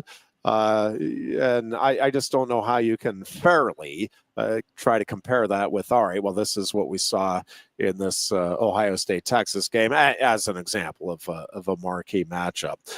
You know, the other part of it, Booch, just to go back and then I'll put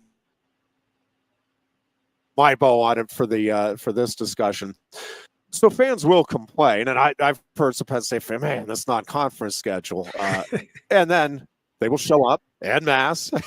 Tickets will be sold, merchandise will be purchased, beverages will be consumed, so that if you're, and I'm not advocating that you don't go, but I'm just saying, so fans won't be happy, quote unquote, but they will. They're going to go. They're going to watch a win with their friends. They're going to sell out the stadium. From Penn State's perspective, you're getting the win. You're getting less chance for your guys to get injured early in the season.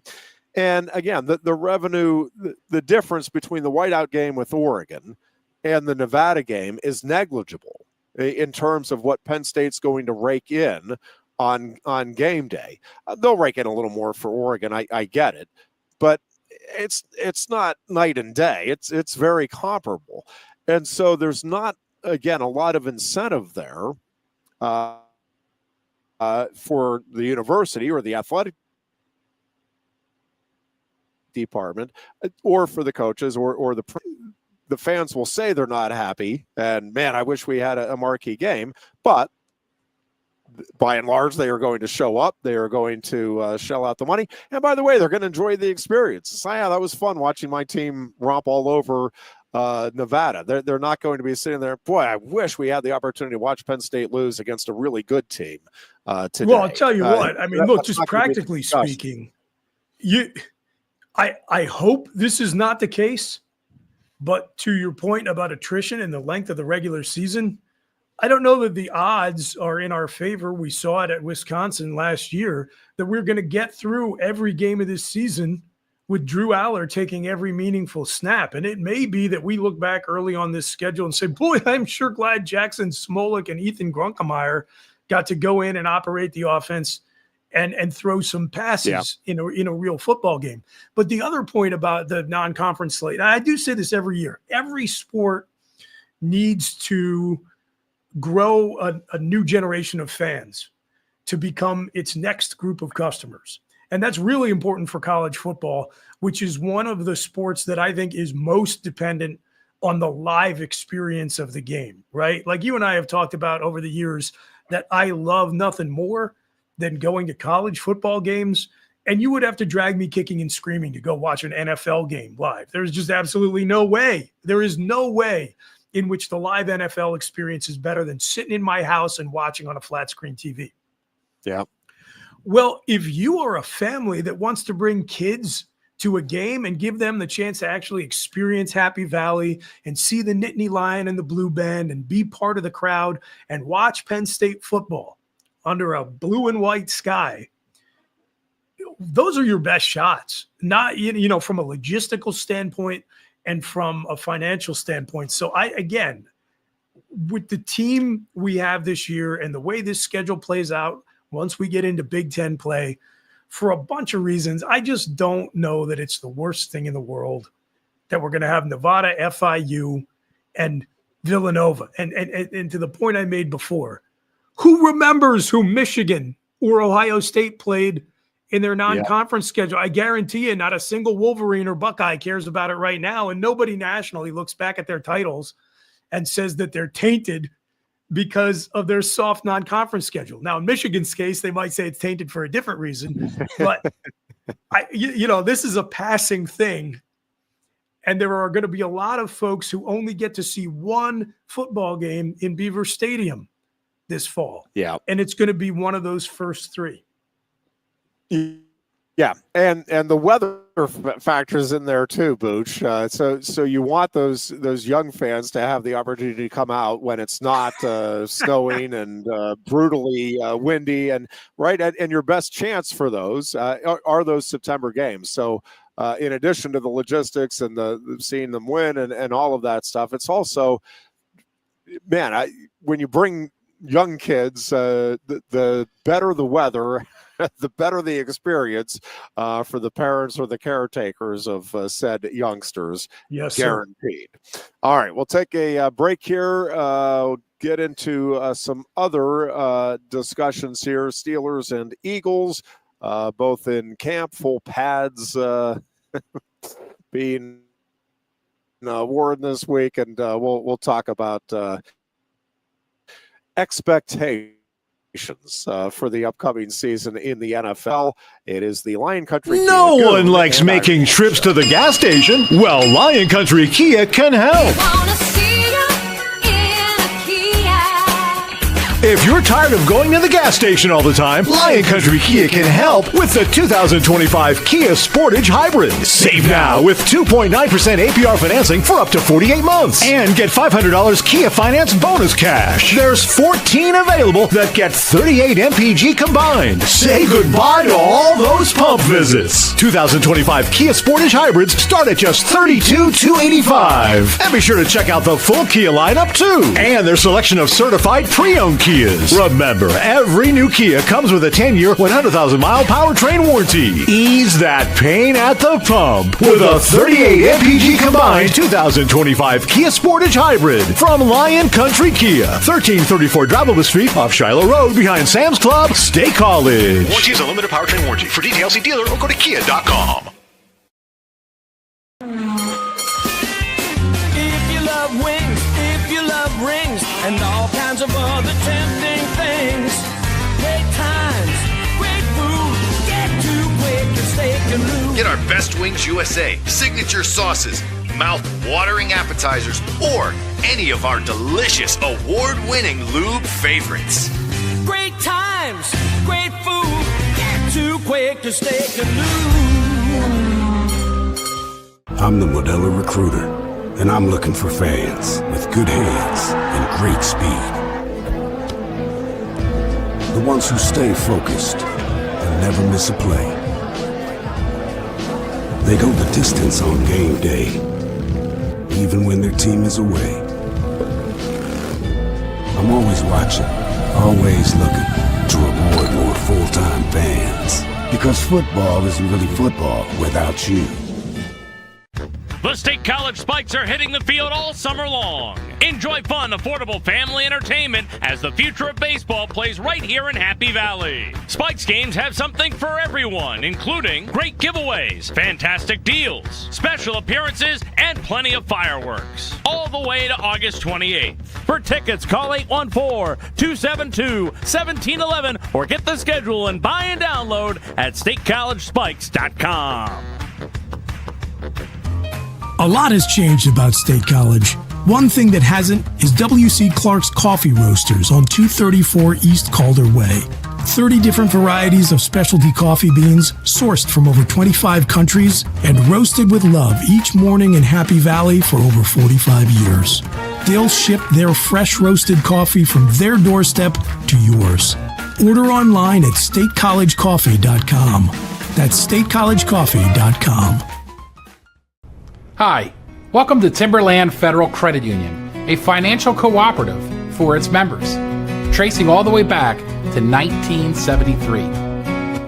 Experience Timberland Federal Credit Union, where you're greeted with a smile and financial solutions are tailored to your unique life journey. Here, we're not just financial professionals, we're your neighbors, people invested in your financial needs, literacy, and empowerment. Your dreams matter to us, whether they're about buying a home, growing a nest egg, or embarking on new adventures. TFCU draws from the past and invests in the future, offering modern tools like online banking to give you the freedom to manage your money practically anytime. Additionally, we're passionate about giving back both time and resources because enhancing our community is at the core of why we're here. Visit TFCU in person or online to learn more about our services and apply for a membership today. WFXS, once again, the Fox, your sports radio. Broadcasting live, loud and proud from Central PA's Sports Authority, WFXS America. 98.7, the Fox, State College, the Goon and Ironhead. And back here for a final segment from Quaker Steak and Lube on this Thursday afternoon. And the Pirates did trade David Bednar to the New York Yankees. They get 3 prospects in return, including supposedly Major League ready catcher Rafael Flores. He is the centerpiece of this deal from Pittsburgh's perspective. They also get another catcher / first baseman in Edglin Perez, and then outfielder Brian Sanchez. The streets are not loving it, Ironhead. I'm looking at X, and which is, by the way, you will never find anyone who hates anything more than fans of their own team on that app. I mean, it is just incredible. Like you never see anybody who's happy with anything, especially every time a trade goes down. You can just rely. It's like set your watch to it.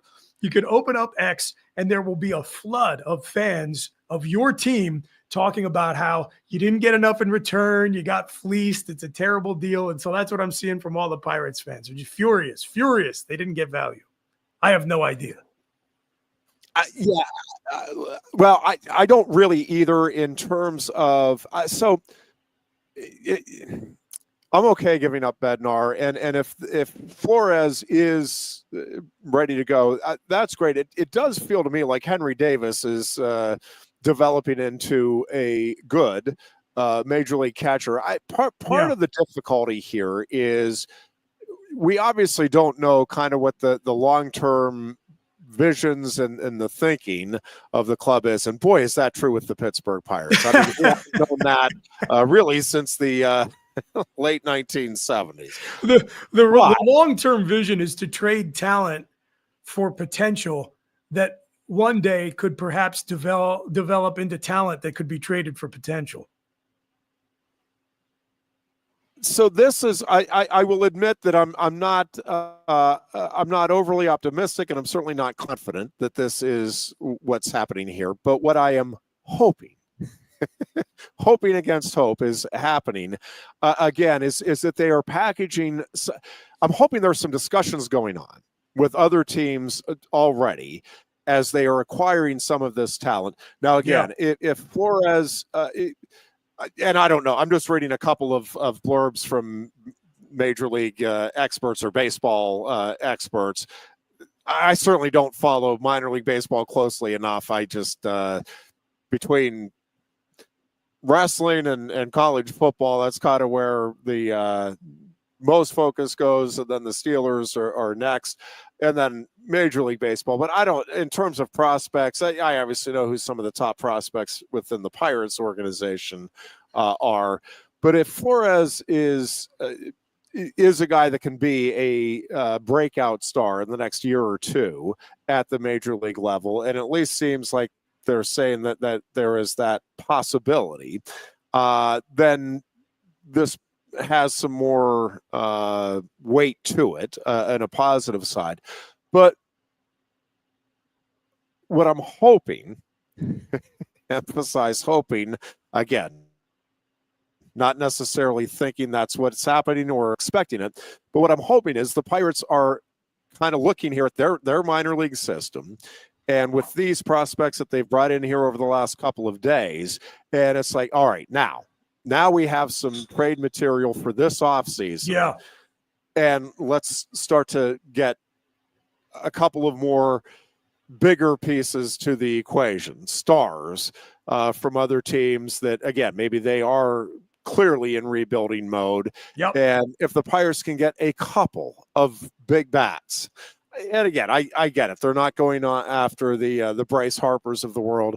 I'm okay with that. If they can get a couple of legitimate, like 280 to 300 hitters that can drive in 100 runs, like be big time productive major league players. You guys got a competent major leaguer who doesn't fit your timetable. We're flush with prospects. How about buy one, get one free, and you send us a guy who can actually play for us right now? Yep.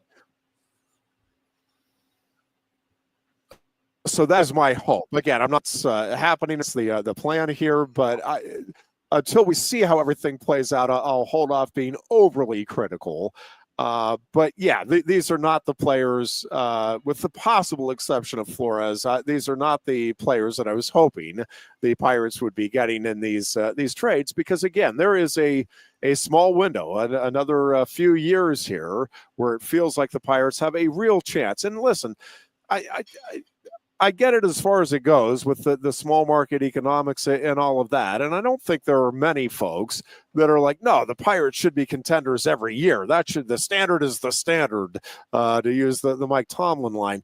No, we get it. It's you gotta, there's going to be windows here and there, and then there's going to be some tough times. I think you kind of, with baseball economics that you touched on earlier, Booch, it's just that's the reality of small market teams. But this is one of those windows. If you're the Pirates, you have, and it's looking like, according to a couple of reports there, they are hanging on to Mitch Keller, which tells me, at the moment, then it feels like mixed messages. It's like, nope, we're going to keep this pitching staff together because we know we can be a contending team with this pitching staff. But you can't be a contending team not with this roster. And so if they are in fact hanging on to Mitch Keller, and again, there's a couple of reports out there, I guess we won't know guaranteed until 6 o'clock. But, Oviedo's coming back. You have Keller. I mean, that starting pitching staff is solid. And even losing Bednar, that bullpen is good. And if they do hang on to Santana here, I mean, that feels like you're closer to be. And I think you're comfortable with that if you're a Pirates fan. But you've got to retool this lineup so that you can go out and be competitive. And again, you don't have to get the superstars to be competitive in the National League Central. Like this pitching staff, with just an average rest of the lineup, it should be right in the mix of the National League Central. They just don't have an average lineup now. And it feels like this is building for the future, meaning, 3-4 years down. Well, by that point, that window is gone. So I want to wait and see kind of how some things shake out here in the off season.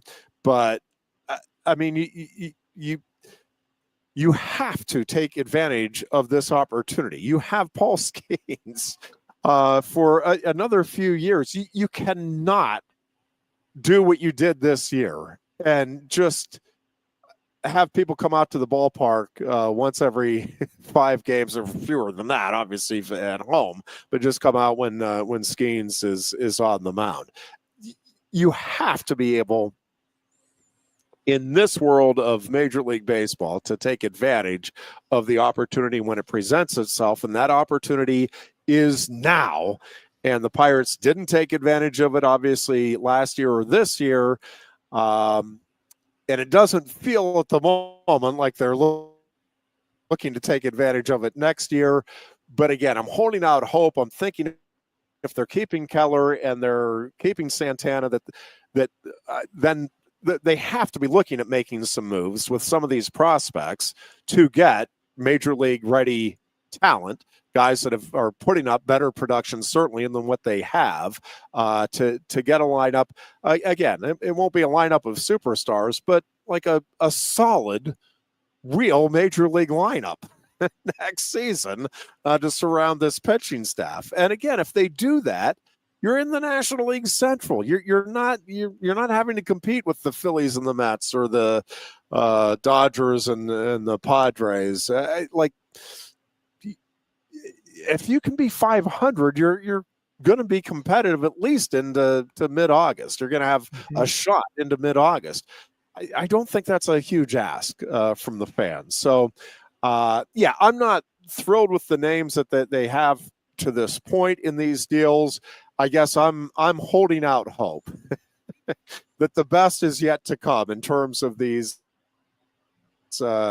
maneuvers off of the field, and that they'll figure this out when we get to past this season and we get to the off season and start wheeling and dealing to retool this roster for next year at that point. That's what I'm hoping. I'm not optimistic, but I'm hoping. All right, real quick, Booch, Steelers and Eagles. Steelers are becoming a very interesting watch here because people are all over the place with the predictions. I'm watching some of the coverage yesterday with from Latrobe, and I think with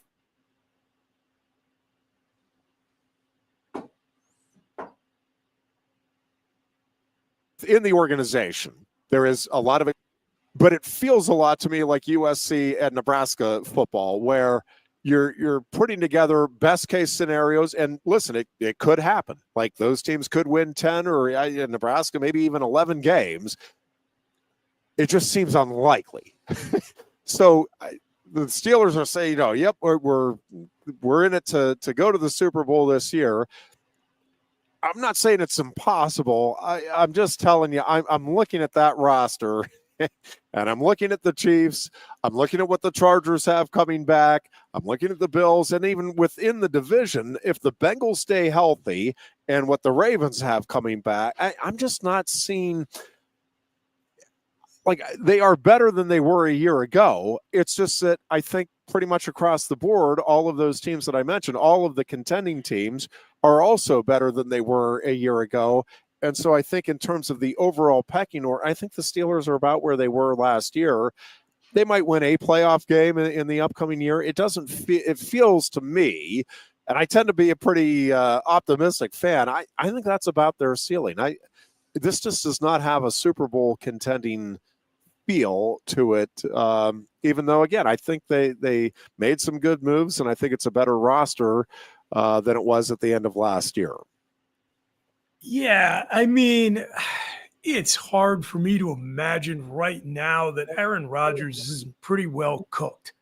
That guy just looked used up in New York to me last season. Now, that said, following on the track of his predecessor, Brett Favre looked used up when he played with the New York Jets and then got revitalized playing in a better organization with better teammates. So certainly Aaron Rodgers has plussed up in those categories by coming to Pittsburgh. But there are a lot of eggs in that basket. I don't know that. Look, man, I think probably Mason Rudolph probably gets a little unfairly underappreciated in terms of his ability to go out and execute an offense as a competent NFL backup quarterback. But I think if I were a Steelers fan, this is just me, and again, no skin in the game here or anything, and I'm looking at it from farther away. I really liked Will Howard coming into the draft. I thought that in the right situation, he could land at a place that would let him develop into an NFL starting quarterback. And if I were a Steelers fan, if something happened with Aaron Rodgers where he got hurt or he was just losing games, like you lose a bunch of close games maybe, which is certainly one conceivable outcome for Pittsburgh. They're sitting at below 500, 8-9 games into the season. Everybody knows what Mason Rudolph is, and they know what his ceiling is. I think he's great to have on the roster if things go the way you're hoping they will, and Aaron Rodgers plays well, and he has to miss some games in late October or early November. Mason Rudolph can go 500 or better in a stretch of games where the starter can't play and you're in playoff contention. But if you're not, and this thing goes off the rails, I would want to see Will Howard. I would want to try to figure out whether or not you do legitimately have something there, which just from my layman's perspective, I think you might. But to me, the problem I have buying in on anything with the Steelers this year is I just saw nothing. I saw no gas left in the tank with the Jets last year and Aaron Rodgers. Yeah. And even if there is, he clearly is not the Aaron Rodgers of his prime. Like even if he does getting through the entire season, Bowie and happy, it seems like a long shot at best. And there's just so many moving pieces within that Steelers organization right now. Will DK Metcalf be happy throughout the course of the season? Will the offensive line develop enough? I don't know. I think the Steelers are going to be very similar to what they've been, which isn't awful, but it's not the standard, as they like to say. I do think the Eagles are going to meet the standard again. It does feel like there's just going back to my favorite word, there's just a confidence about that team, that organization right now, and they're just rolling. I mean, I just saw a thing. Does Saquon Barkley have to have a record-breaking year for the Eagles to be to repeat as champion? No, you just need Saquon to be Saquon and to stay healthy. Obviously, that's a big part of the equation. But they don't need a super spectacular effort or performance from anybody. Effort maybe, but they don't need anybody to far exceed what you're expecting them to do in the upcoming season to be right there at the end of the year. Yeah, no, that's true for sure. I mean, if you go back to the last multiple time Super Bowl winner that relied on a top running back, because the Patriots dynasty just didn't do that. They had Corey Dillon the one year, but other than that, it was a Tom Brady, Bill Belichick thing. It's the Dallas Cowboys in the 90s, right? And Emmett had that one year that was transcendent. But you just need that consistent production. Really, the questions that the Eagles need to answer aren't on offense at all. Those are kind of as known commodities as you're going to get in the league. It's really about how do they replace Darius Slay, who's going to be with the Steelers now. They've shore up that cornerback position. Yep. And, but very, very exciting reports coming out of camp that their first-round pick, Jihad Campbell, is going to be ready. He's practicing. He's been in practice. He's put pads on. And so the question is, how are they going to follow up that great late season and postseason performance under Vic Fangio? I mean, if the defense does that, they'll be right there in the mix for sure.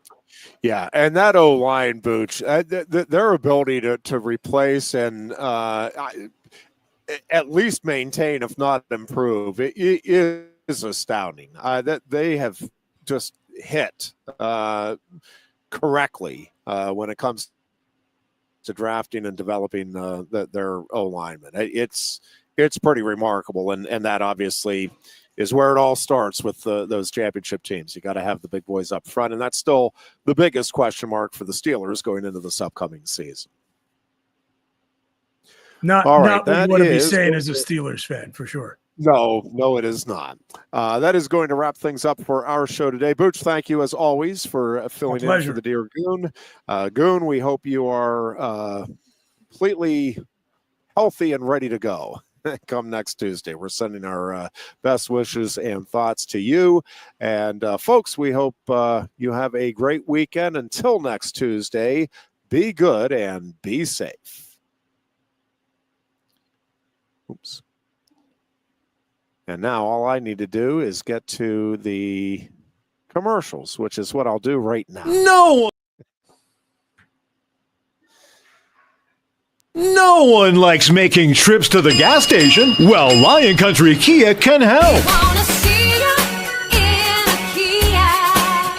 If you're tired of going to the gas station all the time, Lion Country Kia can help with the 2025 Kia Sportage Hybrid. Save now with 2.9% APR financing for up to 48 months. And get $500 Kia Finance bonus cash. There's 14 available that get 38 MPG combined. Say goodbye to all those pump visits. 2025 Kia Sportage Hybrids start at just $32,285. And be sure to check out the full Kia lineup too. And their selection of certified pre-owned Kias. Remember, every new Kia comes with a 10-year, 100,000-mile powertrain warranty. Ease that pain at the pump with a 38 MPG combined 2025 Kia Sportage Hybrid from Lion Country Kia, 1334 Drivable Street off Shiloh Road behind Sam's Club, State College. Warranty is a limited powertrain warranty. For details, see dealer or go to kia.com. If you love wings, if you love rings, and all kinds of other tempting things. Great times, great food, get to Quaker Steak and Lube. Get our Best Wings USA, signature sauces, mouth-watering appetizers, or any of our delicious award-winning lube favorites. Great times, great food, break a stake and lose. I'm the Modelo Recruiter, and I'm looking for fans with good hands and great speed. The ones who stay focused and never miss a play. They go the distance on game day, even when their team is away. I'm always watching, always looking to reward more full-time fans. Because football isn't really football without you. The State College Spikes are hitting the field all summer long. Enjoy fun, affordable family entertainment as the future of baseball plays right here in Happy Valley. Spikes games have something for everyone, including great giveaways, fantastic deals, special appearances, and plenty of fireworks. All the way to August 28th. For tickets, call 814-272-1711 or get the schedule and buy and download at statecollegespikes.com. A lot has changed about State College. One thing that hasn't is W.C. Clark's Coffee Roasters on 234 East Calder Way. 30 different varieties of specialty coffee beans sourced from over 25 countries and roasted with love each morning in Happy Valley for over 45 years. They'll ship their fresh roasted coffee from their doorstep to yours. Order online at statecollegecoffee.com. That's statecollegecoffee.com.